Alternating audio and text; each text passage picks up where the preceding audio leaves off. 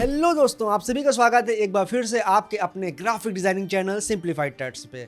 मैं हूं आपका इंस्ट्रक्टर आशीष और आज की ये वीडियो बहुत ही ज़्यादा खास होने वाली है क्योंकि आज की इस वीडियो में हम पढ़ने वाले हैं एक बहुत ही इंपॉर्टेंट टॉपिक के ऊपर। आज हम बात करेंगे अपीयरेंस पैनल के बारे में, जो कि बहुत खास है और हम लोग इससे बहुत कुछ नया बना सकते हैं, बहुत कुछ नए क्रिएटिव्स क्रिएट कर सकते हैं। लास्ट क्लास में हमने बात किया था ग्रेडियंट पैनल के बारे में, जहाँ पे हमने सीखा था कि आखिर ग्रेडियंट पैनल क्या होते हैं, किस तरीके से काम करते हैं और कैसे हम लोग इसमें नए नए कलर्स को ब्लेंड कर सकते हैं। साथ ही साथ उन ब्लेंड्स को हमें कैसे सेव करना है अपने फ्यूचर यूज़ के लिए, हमने ये भी जाना था। आज की इस वीडियो में हम बात करेंगे अपीयरेंस पैनल के बारे में। तो चलो आज की इस वीडियो को शुरू करते हैं। तो फ्रेंड्स, ये हम आ चुके हैं अपने कंप्यूटर स्क्रीन के ऊपर और अपीयरेंस पैनल को इस्तेमाल करने से पहले हमको ये देखना होगा कि आखिर इसकी पोजीशन कहाँ पर हमको मिलती है, ये हमको कहाँ से मिलता है। तो उसके लिए हम आ जाते हैं अपने विंडोज़ मेनू के अंदर और यहाँ पे आप नीचे की तरफ आइए तो आपको देखिए यहाँ पे मिल जाता है अपीयरेंस पैनल। ठीक है, आप जैसे यहाँ पे क्लिक करोगे तो आपको ये देखेंगे आपके राइट साइड में एक पैनल आपको ओपन होकर के दिख जाएगा। ठीक है, जिसमें अभी यहाँ पे कुछ आपको पहले से ही प्री डिफाइन एक कलर और एक फिल आपको दिखाई दे रहा है और यहाँ पे लिख करके आ रहा है नो सिलेक्शन, क्योंकि अभी हमने यहाँ पे कोई भी ऑब्जेक्ट सेलेक्ट नहीं किया हुआ है। तो हम इसको अप्लाई करने के लिए हमें चाहिए होगा एक ऑब्जेक्ट। तो हम यहाँ पे एक ऑब्जेक्ट बना लेते हैं और उसके ऊपर देखते हैं कि आखिर हम इससे क्या काम करते हैं। तो हम जाते हैं अपने बेसिक शेप्स के अंदर और यहाँ पर मैंने ले लिया है एलिप्स और हम यहाँ पर एक एलिप्स ड्रॉ कर लेते हैं। अब होता क्या था कि जब भी हम कोई शेप बनाते थे तो हम उसमें केवल दो एट्रीब्यूट्स को ही इस्तेमाल कर पाते थे। पहला होता था फिल में हम चाहे उसको सॉलिड फिल करें या पैटर्न फिल करें या फिर ग्रेडियंट फिल करें, और या फिर हम उसकी सेकेंड जो प्रॉपर्टी थी वो यूज़ करते थे एज ए आउटलाइन या स्ट्रोक। तो स्ट्रोक में भी हम सॉलिड कलर या ग्रेडियंट कलर को इस्तेमाल कर सकते थे। वही देखिए सेम चीज़ यहाँ पर भी आ रही है कि हम यहाँ पे एक फिल लगा सकते हैं और एक हम यहाँ पे इसका स्ट्रोक लगा सकते हैं।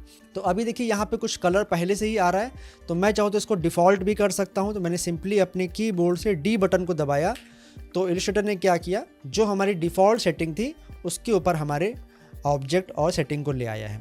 ठीक है, अब अपीयरेंस पैनल हमें क्यों चाहिए, क्या काम हम ऐसा है जो हम ऐसे नहीं कर सकते हैं और हमको यूज़ करनी पड़ती है अपीयरेंस पैनल को।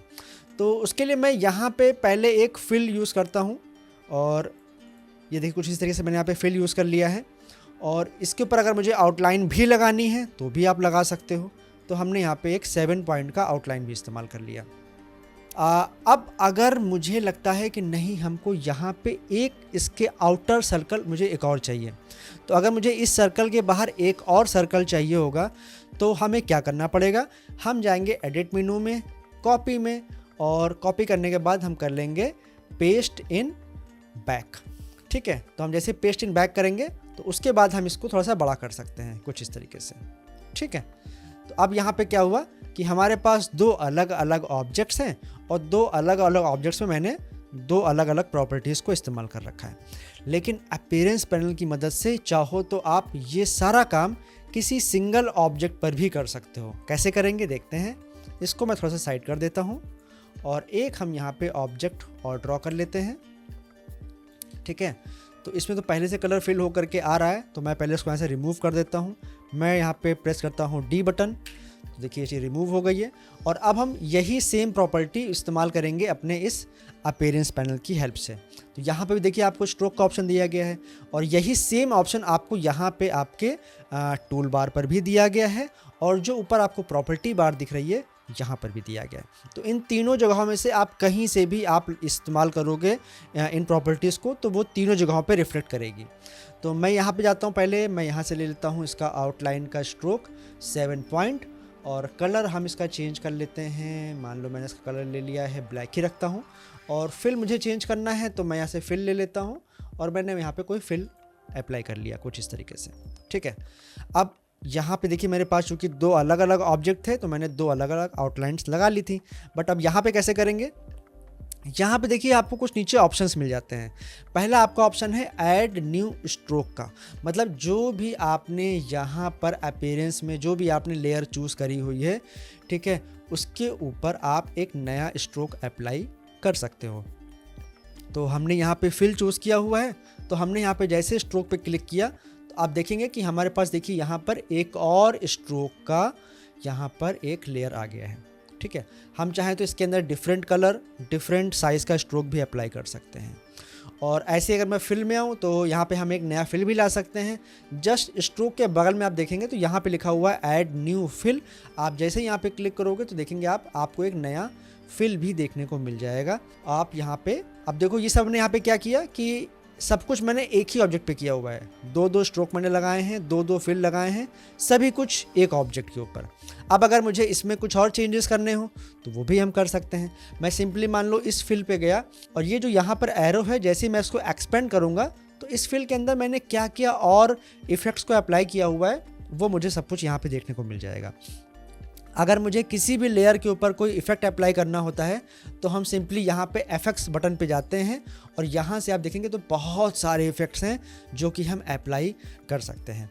तो चूँकि मेरा ये शेप कुछ ऐसा बना हुआ था तो इसके लिए हमें चाहिए होगा यहाँ पे पाथ। हम जाएंगे पाथ के ऊपर और ऑफसेट पाथ, और यहाँ पे जाने के बाद में हम कुछ इस तरीके से यहाँ पर एक फिल अप्लाई कर सकते हैं। जो देखिए यहाँ पे हमने एक फिल अप्लाई कर लिया है 14 पिक्सल का। ऑलराइट, ऐसे ही हम यहाँ पे स्ट्रोक पे गए और हमने यहाँ पे भी हमने एक पाथ लगाया, इफेक्ट लगाया, और यहाँ पर भी हमने कुछ इस तरीके से एक हमने यहाँ पे आउटलाइन पे भी हमने पाथ दे दिया। ठीक है, तो ये देखिए अभी हमारे पास सिंगल ही ऑब्जेक्ट है। मैं देखिए यहाँ पे कर्सर लेकर के आ रहा हूँ तो आप देख पाएंगे कि यहाँ पे हमको पाथ विजिबल हो रहा है। हमारा सिंगल ही ऑब्जेक्ट है लेकिन हमने सिंगल ऑब्जेक्ट पर ही दो अलग अलग फिल और दो अलग अलग हमने स्ट्रोक्स बना लिए हैं। आप चाहो तो दोनों का फिल का कलर भी अलग अलग कर सकते हो। तो अभी मैंने इसको सेलेक्ट कर लिया है और अब मैं यहाँ पे जाता हूँ स्ट्रोक के ऊपर। मैंने यहाँ पे डिफरेंट कलर का स्ट्रोक ले लिया है, ये देखिए, और मैं जाता हूँ फिल के ऊपर तो मैंने यहाँ पे डिफरेंट कलर का फिल ले लिया है कुछ इस तरीके से। तो देखिए एक ही सिंगल ऑब्जेक्ट में मैंने अलग अलग प्रॉपर्टीज़ को अप्लाई किया हुआ है। ठीक है, कुछ यहाँ पे बेसिक ऑप्शंस हैं वो अब मैं आपको समझा देता हूँ। जैसे कि सबसे पहले यहाँ पे दिया गया है क्लियर अपीयरेंस का। ये क्या काम करता है कि जो भी आपने ऑब्जेक्ट चूज़ किया था जिसके ऊपर आपने ये सारी चीज़ें अप्लाई की थी, अगर आप यहाँ पे क्लिक कर दोगे तो ये सारा का सारा जो अपीयरेंस है जो आपने अप्लाई किया है वो सब डिलीट हो जाएगा और वापस से आपका ऑब्जेक्ट एकदम नॉर्मल तरीके से बन करके आ जाएगा। ठीक है, मैं वापस से इसको अंडू कर लेता हूँ। उसके बाद में आप देखेंगे यहाँ पे एक और बटन है जो कि अभी यहाँ पे हाईलाइट होकर के नहीं आया है क्योंकि मैंने यहाँ पे अभी कोई भी लेयर चूज़ नहीं की हुई है। जैसे हम यहाँ पे कोई लेयर चूज़ करेंगे, मान लो हमने यहाँ पे ये वाली लेयर चूज़ कर ली, अब देखिए यहाँ पे ये एक्टिवेट होकर के आ गया है। ये क्या करता है, इसका काम होता है डुप्लीकेट करने का। तो जो भी आपने लेयर चूज़ की हुई है उस लेयर के ऊपर आपने जो कलर, जो स्ट्रोक का साइज़, इवन आपने अगर उसके अंदर कुछ इफ़ेक्ट्स भी अप्लाई किए हुए हैं तो वो सारी चीज़ें आपकी यहाँ पे कॉपी होकर के आ जाएंगी। एक नई आपकी यहाँ पे लेयर बन जाएगी अपीयरेंस के अंदर। ठीक है, तो जैसे ही आप यहाँ पे क्लिक करोगे तो आप देखेंगे कि आपके पास देखिए एक नया स्ट्रोक बन करके आ गया है, सेम कलर सेम साइज़ का। अगर मुझे इसके ऊपर भी कुछ नई इफ़ेक्ट्स लगाने हैं तो मैं सिंपली यहाँ पे जाऊँगा, पाथ पे जाऊँगा, ठीक है, ऑफसेट पाथ पे जाऊँगा। उसके बाद मैं यहाँ से मुझे जो भी चेंजेस करने हैं वो देखिए मैं यहाँ पे और भी चेंजेस कर सकता हूँ। ठीक है, उसके बाद यहाँ पे डिलीट का ऑप्शन दिया गया है। ये सिंपली जो भी आपने लेयर चूज़ की हुई है ये उस एक सिंगल लेयर को डिलीट कर देगा। मान लो हमने ये वाली लेयर चूज़ की हुई है तो मैं यहाँ पे डिलीट पे क्लिक करूँगा तो देखिए वो यहाँ पे लेयर डिलीट हो जाएगी। ठीक है, बाकी ये सारे विजिबिलिटी के ऑप्शन हैं जो कि मैं आपको ऑलरेडी बता चुका हूँ अपनी लेयर पैनल की क्लास में, तो ये सारी चीज़ें आपको वहाँ से देखने को मिल जाएंगी। यहाँ पे हमको ये चीज़ शो कर रहा है कि हमने किस लेयर के अंदर हमने इफ़ेक्ट्स अप्लाई किए हुए हैं। ये जो ऑप्शन आपको यहाँ पे दिख रहा है ये इफ़ेक्ट्स का ऑप्शन है कि हमने इस स्ट्रोक लेयर के अंदर ऑफसेट पाथ का हमने यहाँ पे इफ़ेक्ट अप्लाई किया हुआ है। ऐसे देखिए हमने यहाँ पे भी एक इफेक्ट अप्लाई किया हुआ है तो वो भी आपको यहाँ पे दिखा रहा है। ठीक है, तो कुछ इस तरीके से हम यहाँ पे इन चीज़ों को भी इस्तेमाल कर सकते हैं। अब ये तो हुई कुछ बेसिक की बात। अगर अच्छा मैं यहाँ पे आ जाता हूँ, यहाँ पे 3 लाइन पे आता हूँ तो आपको देखिए यहाँ पे भी कुछ ऑप्शंस देखने को मिल जाएंगे, जैसे कि ऐड न्यू फिल जो कि आपको यहाँ पे देखने को मिल रहा था, ऐड न्यू स्ट्रोक जो कि आपको यहाँ पे देखने को मिला है ऑप्शन, डुप्लीकेट आइटम जो कि आपको यहाँ पे मैंने बताया है, और रिमूव आइटम जो कि मैंने आपको यहाँ पे बताया है। ठीक है, क्लियर अपीयरेंस का जो ऑप्शन है वो भी मैंने आपको यहीं बाहर ही बता दिया था, वो देखिए यहाँ पे भी लिखा हुआ है। ठीक है, तो कुछ इस तरीके से यहाँ पे चाहो तो आप अंदर से भी इन ऑप्शन का इस्तेमाल कर सकते हो अगर आप किसी लोअर वर्जन को इस्तेमाल कर रहे हो और वो ऑप्शन आपको यहाँ पे विजिबल नहीं हो रहे हैं। ऑलराइट। तो ये तो थी कुछ बेसिक्स चीज़ें, कुछ ऑप्शंस के बारे में। अब चलिए कुछ प्रैक्टिकल इस पे बना के देख लेते हैं कि आखिर हम इसको क्यों इस्तेमाल करें। ठीक है, तो मैं आपको यहाँ पे एग्जांपल बना के दिखाता हूँ जिससे आपका बिल्कुल माइंड क्लियर हो जाएगा कि आखिर हम इसको क्यों इस्तेमाल करें। ठीक है, तो मैं उसके लिए आ जाता हूँ अपनी एक नई फाइल के ऊपर। तो यहाँ पे देखिए मैंने एक नया पेज ले लिया है और यहाँ पे अब हम इसको कुछ ड्रॉ करके देखते हैं। ऑलराइट, अच्छा आगे बढ़ने से पहले मैं आपसे एक बात और कहना चाहता हूँ। आप लोगों में से बहुत लोग ऐसे हैं जो मेरे वीडियोस को देखते तो हैं, मुझे बहुत सारा प्यार भी देते हैं, लेकिन उन्होंने अभी तक हमारे चैनल को सब्सक्राइब नहीं किया हुआ है। मुझे अपने लेटेस्ट यूट्यूब डेटा से पता चलता है कि मेरे वीडियोस को बहुत से लोग देखते हैं, लेकिन उनमें से बहुत सारे लोगों ने अभी तक चैनल को सब्सक्राइब नहीं किया हुआ है। तो प्लीज़ डू सब्सक्राइब, और आपका जो भी सवाल होता है आप मुझसे इसी वीडियो के या जो भी आप टॉपिक देखते हो उस वीडियो के कमेंट सेक्शन में मुझसे पूछा करो, या फिर आप मुझसे टेलीग्राम पर भी जुड़ सकते हो जिसका लिंक मैंने आपको डिस्क्रिप्शन बॉक्स में दिया हुआ है। ठीक है, तो प्लीज़ डू सब्सक्राइब, और वीडियो अगर अच्छी लगती हो तो लाइक ज़रूर किया करो और आपका सवाल मुझे कमेंट किया करो। तो चलो आगे बढ़ते हैं। तो मैं जाता हूँ अपने टेक्स्ट टूल में और मैं यहाँ पे कुछ टाइप कर देता हूँ। मान लो हमने यहाँ पे टाइप किया लव। ठीक है, चूँकि अपीयरेंस पैनल काफ़ी अच्छा है तो मैं यहाँ पे इसमें लव टाइप कर देता हूँ। तो मैंने यहाँ पे ये हमने यहाँ पे लव टाइप किया। इसको थोड़ा सा पतला कर लेता हूँ, चाहो तो थोड़ा सी जगह मुझे मिल जाएगी काम करने के लिए और आप लोगों को भी देखने में आसानी रहेगी। तो इतना लिखने के बाद में अब हमें इसके ऊपर कुछ प्रॉपर्टीज़ अप्लाई करनी है अपनी अपीयरेंस पैनल की मदद से। अच्छा, ये जो कलर पैलेट है इसको मैं यहाँ से उठा करके मैं यहाँ पे रख लेता हूँ ताकि इस चीज़ को मैं बड़ा कर सकूँ, ताकि आपको समझाने में मुझे आसानी मिले। ठीक है, तो इतना करने के बाद में मैं जाता हूँ अपने यहाँ पे फिल ऑप्शन के ऊपर और हम यहाँ से एक नया फिल ऑप्शन अप्लाई कर लेते हैं। तो यहाँ पे जैसे देखिए हम फिल अप्लाई करेंगे तो यहाँ पे देखिए फिल अप्लाई होकर के आ गया है। चूँकि मुझे यहाँ पे ग्रेडियंट अप्लाई करना है इसके ऊपर, तो मैं यहाँ पे ग्रेडियंट पैनल को खोल लूँगा और हम यहाँ पे सिंगल क्लिक जैसे करेंगे तो देखिए मेरा ग्रेडियंट यहाँ पे अप्लाई हो गया है। तो अब उसके बाद में हम यहाँ पे ग्रेडियंट को अपने हिसाब से अप्लाई कर सकते हैं। तो मुझे कुछ इस तरीके से चाहिए ग्रेडियंट, तो मैंने यहाँ पे इस तरीके से इसको यहाँ पे ले लिया है। ठीक है, अगर मुझे ग्रेडियंट का कलर चेंज करना होगा ग्रेडियंट का, तो हम यहाँ से उसका कलर भी चेंज कर सकते हैं। मैंने यहाँ पे इसमें कलर डाल दिया है C9 एंड अगेन C9, जो कि थोड़ा सा लाइट ग्रे कलर होता है। ठीक है, तो ये चीज़ देखिए यहाँ पे ये चीज़ आ गई है बन करके। उसके बाद में मैं इसी की एक कॉपी करना चाहूँगा, तो मैंने यहाँ पे इस लेयर को चूज़ किया और हमने यहाँ पे इसको एक डुप्लीकेट कर लिया। डुप्लीकेट करने के बाद में मैं इसमें इसका कलर चेंज कर दूँगा। मैंने इसको कलर वाइट कर दिया है, और वाइट करने के बाद में हम अब आ जाते हैं अपने इफ़ेक्ट्स पैनल के ऊपर, और यहाँ से अब हम इसके ऊपर कुछ इफ़ेक्ट्स अप्लाई कर सकते हैं। तो मैं जाता हूँ अपने पाथ के ऊपर और ऑफसेट पाथ, जो कि हमको एक आउटलाइन देने का काम करता है, और हमने यहाँ पे इसकी वैल्यू दे दी है -3 और ओके। तो ये हमने यहाँ पे पाथ अप्लाई कर दिया है। मैं फिर अगेन जाऊँगा इसी ऑप्शन के ऊपर, और अब मैं जाऊँगा यहाँ पे ट्रांसफॉर्म के ऊपर, देन ट्रांसफॉर्म, और अब हम यहाँ पे इसमें कुछ वैल्यू इनपुट कर देते हैं जो कि है 3, और यहाँ पर भी 3 और ओके। ठीक है, उसके बाद अब ये हमारे पास 2 लेयर बन करके आ गई हैं। उसके बाद हम यहाँ पे सेकेंड लेयर को चूज़ करते हैं, देन अगेन डुप्लीकेट, और डुप्लीकेट करने के बाद में मैं इसका फिर से कलर चेंज करना चाहूँगा।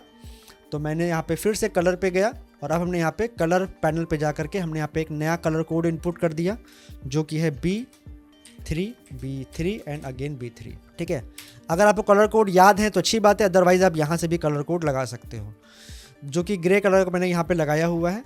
देन मैं इसको यहाँ से ओपन करूँगा, क्योंकि मैंने ट्रांसफॉर्म पहले से लगाया हुआ था, तो यहाँ पे देखिए ट्रांसफॉर्म दिख रहा है, लेकिन अब मुझे उसकी वैल्यूज़ चेंज करनी है चूँकि, तो मैं यहाँ पर ट्रांसफॉर्म पे जाऊँगा और हम यहाँ पे इसमें नई वैल्यूज़ को इनपुट कर देंगे, जो कि है -0.5 एंड 0.5।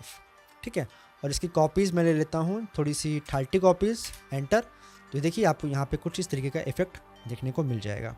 ठीक है, उसके बाद यहाँ पे फिर से इस लेयर को मैं कॉपी करता हूँ, डुप्लीकेट करता हूँ, तो हमारे पास फिर से एक नई लेयर बन करके आ जाएगी। देन इसको मैं फिर से ओपन करूँगा और इसका मैं पहले कलर चेंज कर लेता हूँ। तो मैंने यहाँ पे फिर से एक नया कलर कोड ले लेता हूँ। आपके मैं डालता हूँ कुछ ब्राउन कलर में कुछ, तो मैं यहाँ पे ले लेता हूँ 5B2A02, एंटर। देखिए हमारे पास यहाँ पे एक डार्क ब्राउन कलर आ गया है। उसके बाद हम फिर से इसको सिलेक्ट करेंगे और यहाँ पे जाएंगे अपने इफेक्ट्स पैनल के ऊपर, then again transform and then फिर से transform. And apply new effect, और यहाँ पे हम इनपुट कर देंगे -18 एंड फिर से यहाँ पे 18 और ओके। तो ये देखिए आपको कुछ इस तरीके यहाँ पे एक इफेक्ट देखने को मिल जाएगा। उसके बाद हम यहाँ पे इस फोर्थ लेयर को फिर से अगेन कॉपी कर लेते हैं, और कॉपी करने के बाद में मैं इसका फिर से कलर चेंज कर देता हूँ। तो अब मुझे कुछ लाइट कलर चाहिए, तो मैं यहाँ पे फिर से कोई लाइट कलर ले लेता हूँ जो कि है F28D25 और एंटर। देखिए यहाँ पे एक लाइट कलर बन करके आ गया है। ठीक है, अब हम क्या करते हैं, इसके ऊपर फिर से कुछ इफ़ेक्ट्स अप्लाई कर देते हैं। तो मैं जाऊँगा पाथ के ऊपर, offset path, apply new effect, और यहाँ से हम एक नया ऑफसेट पाथ ले लेते हैं जो कि है 20 पॉइंट पहले वाले से ज़्यादा, और अब मैं इसको लगा लेता हूँ राउंडेड और ओके। तो देखिए कुछ इस तरीके का हमको यहाँ पे एक पाथ देखने को मिल जाएगा। ठीक है, वापस से फिर से इसकी एक और कॉपी करता हूँ, और कॉपी करने के बाद में अब मैं इसका फिर से मुझे यहाँ पे एक नया कलर चाहिए। तो अगेन मैं यहाँ पे एक नया कलर ले लेता हूँ। मैं हर बार डिफरेंट कलर इसलिए ले रहा हूँ ताकि आपको हर लेयर पहले वाले से अलग दिखाई दे। तो मैं यहाँ पे फिर से एक नया कलर ले लेता हूँ, और नया कलर लेने के बाद में मैं अगेन ट्रांसफॉर्म में जाऊँगा। फिर से मैं यहाँ पे एक नया इफेक्ट अप्लाई करूँगा ट्रांसफॉर्म के अंदर अगेन, और अब मैं यहाँ पे फिर से एक नई वैल्यू दे दूँगा जो कि है -0.5 एंड 0.5, और कॉपीज़ अब मैं पहले वाले से बढ़ा दूँगा जो कि है 40 ओके, ताकि ये देखो मुझे वापस से यहाँ पे कुछ इसका बढ़ा हुआ इफेक्ट दिखाई पड़ेगा। ठीक है, इतना करने के बाद में ये जो हमारी 5th लेयर है इसको मैं चूज़ करता हूँ, और चूज़ करने के बाद में मैं जाता हूँ अपने यहाँ पे इफ़ेक्ट्स के अंदर, और इफ़ेक्ट में जाने के बाद में स्टाइल्स एंड इनर ग्लो। ठीक है, और इनर ग्लो में जाने के बाद में मैं यहाँ पे एक येलो कलर मेरा पहले से सिलेक्टेड है, और यहाँ पे मैंने सेम वैल्यू को ओके कर लिया। उसके बाद अब हम चूज़ करते हैं अपनी 4th वाली लेयर को, और उसके बाद हम जाते हैं 4th वाली लेयर के अंदर, और हम यहाँ पे लगाते हैं ब्लर और गॉशन ब्लर, और हम यहाँ पे ब्लर ले लेते हैं 18%। ठीक है, थोड़ा सा ब्लर रहेगा जो कि इस तरीके से आपको देखिए यहाँ पे देखने को मिल रहा है। उसके बाद हम अगेन यहाँ पे जो हमारी 5th लेयर है इसको हम यहाँ से सेलेक्ट करते हैं, एक और कॉपी बनाते हैं। तो इतना करने के बाद में मैं फिर से अपनी इस लेयर को चूज़ करूँगा, और हम जाते हैं अपने इफ़ेक्ट्स पैनल के ऊपर, और इफ़ेक्ट्स पैनल पे जाने के बाद में मैं जाता हूँ, इसका पहले मैं कलर चेंज कर लेता हूँ। मैं इसको पहले कलर ब्लैक कर लेता हूँ, और ब्लैक करने के बाद में मैं जाता हूँ यहाँ पे ब्लर के ऊपर, गॉशन ब्लर, और हम यहाँ पे थोड़ा सा यहाँ पे ब्लर अप्लाई कर लेते हैं जो कि 16% का रहेगा। ठीक है, और ब्लर अप्लाई करने के बाद में मैं इसको पहली बात तो नीचे मूव कर देता हूँ लास्ट में। ठीक है, और इसके ऊपर हम एक इफ़ेक्ट और लगाएंगे जो कि है ट्रांसफॉर्म का। तो मैं यहाँ पे जाऊँगा ट्रांसफॉर्म पैनल के ऊपर, और फिर से यहाँ पे ट्रांसफॉर्म अप्लाई न्यू इफेक्ट, और हम यहाँ पे एक नई वैल्यू इनपुट कर देंगे जो कि है 40, ऊपर वाले को -40 और नीचे वाले को 40। ठीक है, ताकि उसका डायरेक्शन चेंज ना हो, और ओके। तो ये देखिए आपको कुछ इस तरीके यहाँ पे एक ग्लो इफेक्ट देखने को मिल रहा होगा। देन अगेन हम यहाँ पे इस लेयर की डुप्लीकेट करेंगे, अपने लास्ट वाली लेयर की डुप्लीकेट करेंगे, और डुप्लीकेट करने के बाद में मैं फिर से अपने इफ़ेक्ट्स पैनल पे जाऊँगा, और यहाँ पे ट्रांसफॉर्म के अंदर, और अब हम यहाँ पे फिर से थोड़ी सी लार्जर वैल्यू अप्लाई कर देंगे। यहाँ पे जो पहले वाली वैल्यू थी उससे थोड़ी सी बढ़ा के वैल्यू लगा देंगे जो कि है -65, एंड यहाँ पे नीचे वाल इसकी जो वैल्यू डाल देंगे वो डाल देंगे 65। और इतना करने के बाद में मैं यहाँ पे जा करके इसमें ब्लर भी अप्लाई करना चाहूँगा, तो गॉसन ब्लर, और हम यहाँ पे इसमें एक ब्लर दे देते हैं जो कि है अप्रॉक्स 60% का। ऑलराइट, तो ये हमारा ब्लर भी अप्लाई हो गया है। और इतना करने के बाद में मैं इसकी ओपेसिटी जो थोड़ी सी मैं चेंज कर देता हूँ। तो मैं जाता हूँ अपने ओपेसिटी ऑप्शन के अंदर, और यहाँ से हम लगा लेते हैं मल्टीप्लाई, और जो इसकी ओपेसिटी है वो मैं कर देता हूँ 40%। ऑलराइट, तो इतना करने के बाद में मैं चाहता हूँ यहाँ पे एक बैकग्राउंड ही बना सकता हूँ। तो हमने एक रेक्टेंगल शेप लिया और यहाँ पे एक बैकग्राउंड ड्रॉ किया, और इस बैकग्राउंड में भी मैं यहाँ पे जाता हूँ और यहाँ पे मैं एक ग्रेडियंट लगा देता हूँ। मैं यहाँ पे रेडिकल फॉर्म ले लेता हूँ, और रेडिकल फॉर्म लेने के बाद में मैं यहाँ पे इसके कलर्स में चेंजेस कर देता हूँ। ठीक है, तो ये जो हमारा जो ये वाला कलर है इसमें हम यहाँ पे कलर डाल देते हैं, कोई ब्लू कलर का शेड डाल देते हैं, जो कि मैं यहाँ पे लेता हूँ 2297 0FE। ठीक है, और ये जो हमारा सेंटर पॉइंट है इस पर भी मैं कोई कलर अप्लाई कर देता हूँ। तो मैं इसको भी मैं डबल क्लिक करता हूँ, और यहाँ पे हमने कलर लगा लिया 1BAFEF और एंटर। ठीक है, तो देखो हमारे पास यहाँ पे ये चीज़ ऐसा बन करके आ गया है। इसको मैं कर देता हूँ बैक्स में जा करके, तो मैं अरेंज में जाता हूँ और सेंड टू बैक, ठीक है, ताकि जो मेरा जो नीचे वाला टेक्स्ट है वो मुझे थोड़ा सा विजिबल रहे। उसके बाद में मेरा ये जो लास्ट लेयर था मैं इसको सिलेक्ट करता हूँ, इसको एक्सपेंड करता हूँ, और एक्सपेंड करने के बाद में मैं क्या करता हूँ, ये जो यहाँ पे इसकी जो ओपेसिटी है वो मैं यहाँ पे चेंज कर लेता हूँ, ठीक है। तो इसकी हमने ओपेसिटी लगा ली है मल्टीप्लाई, ठीक है, और जिसका ओपेसिटी है वो मैं कम कर लेता हूँ। तो मैं जाता हूँ इसकी वैल्यूज़ के ऊपर और मैं कर देता हूँ इसको 40%। ऑलराइट, तो देखिए कुछ इस तरीके का हमको इफेक्ट देखने को मिल जाएगा। देखिए कितना अच्छा लग रहा है ये हमारा इफेक्ट। और सबसे बड़ा इसका फ़ायदा क्या है हमारा इस पैनल को इस्तेमाल करने का, कि हम चाहें तो इस इफ़ेक्ट को सेव भी कर सकते हैं। सिंपली आपको अपने ग्राफिक स्टाइल पे आना है और इस इफ़ेक्ट को सिलेक्ट करना है और इसको जस्ट ड्रैग एंड ड्रॉप कर देना है यहाँ पर। तो ये देखिए आपका ये जो इफ़ेक्ट था वो देखिए यहाँ पर कॉपी होकर के आ जाएगा। अब अगर आप इसको डिलीट भी कर दोगे और हमने यहाँ पे कुछ नया टेक्स्ट भी अगर लिखा कि हेलो, और हेलो लिखने के बाद में मैंने इसको थोड़ा सा बड़ा कर लिया, और मुझे सेम इफेक्ट अगर मुझे यहाँ पे अप्लाई करना है तो जस्ट मैं यहाँ पे जाऊँगा और सिंगल क्लिक करूँगा और ये देखिए आपका यहाँ पर ये इफेक्ट अप्लाई होकर के आ जाएगा। ये देखिए, ठीक है, ये कितना आसान है। और ये इफेक्ट मैं चाहूँ तो सिर्फ टेक्स्ट के ऊपर ही नहीं, मैं किसी ऑब्जेक्ट के ऊपर भी अप्लाई कर सकता हूँ। मैं इसको पहले यहाँ से डिलीट करता हूँ। मैंने यहाँ से बनाया एक ऑब्जेक्ट और मैंने यहाँ पे क्लिक किया वापस से, तो ये देखिए कि आपका वही सेम इफेक्ट देखिए यहाँ पे ऑब्जेक्ट पर भी अप्लाई होकर के आ जाएगा, ठीक है। साथ ही साथ अगर मैं इसको वापस से अंडू करता हूँ, ठीक है, देखिए मैंने यहाँ पे अंडू किया हुआ है। और अगर मैं यहाँ पे टेक्स्ट एडिट करूँगा, जैसे कि हमने यहाँ पे अपने टेक्स्ट बॉक्स में गए, मैंने इस टेक्स्ट को एडिट किया और मैंने यहाँ पे लिख दिया इंडिया, ठीक है, तो आप देखेंगे कि हमने सिर्फ अपने टेक्स्ट को चेंज किया और देखिए हमारा इफेक्ट भी उस हिसाब से अपने आप चेंज होकर के आ गया। ऑलराइट, तो कुछ इस तरीके से हम इस पैनल का इस्तेमाल कर सकते हैं। उम्मीद करता हूं कि आप सभी को ये पैनल अच्छे से समझ में आ गया होगा। अभी भी अगर मन में कोई सवाल है, कोई डाउट है, तो आप अपना सवाल मुझे भेज सकते हो मेरे टेलीग्राम चैनल के ऊपर, जिसका लिंक मैंने इसी वीडियो के डिस्क्रिप्शन बॉक्स में दिया हुआ है। तो उम्मीद करता हूँ कि आपको आज की वीडियो अच्छी लगी होगी। तो फिर से मिलते हैं, तब तक के लिए good bye, take care and keep designing.